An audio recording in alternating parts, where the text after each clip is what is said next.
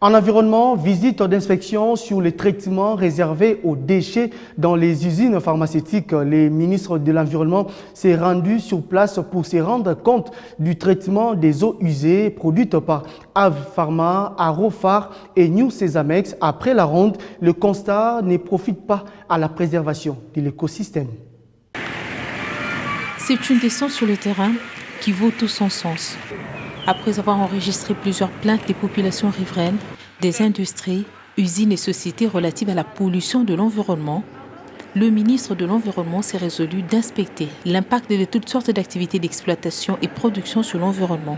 Un engagement pris par le ministre qui vise la réduction des émissions de gaz à effet de serre en vue de préserver la planète Terre en proie au changement climatique.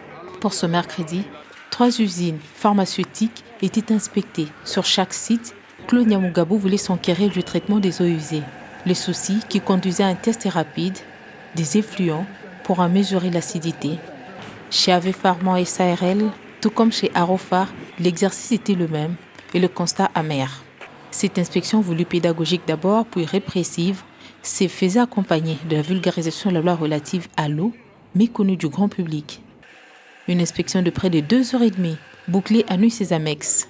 Tous les ingrédients étaient bien réunis pour constater les infractions. Je constate qu'il y a un petit effort, vraiment un petit effort de respect de normes environnementales par les usines pharmaceutiques visitées.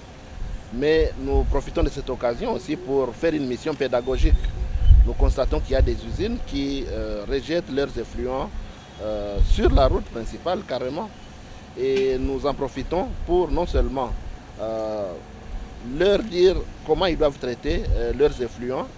Nous vulgarisons donc la loi relative à l'eau. Elle est vieille de plus de 5 ans, mais jusqu'à aujourd'hui, elle n'est pas connue même par des grandes usines que nous avons visitées. Mais également, cette mission est répressive parce qu'au moins tout le monde sait que les effluents doivent être traités avant d'être jetés dans la nature ou sur le fleuve Congo. Cette 3e descente dans la capitale donne matière à réflexion en vue des dispositions idoines. Ces usines vont recevoir nos observations qui sont de 2 ordres. La loi relative à l'eau a prévu des amendes, elles sont fixées déjà par la loi.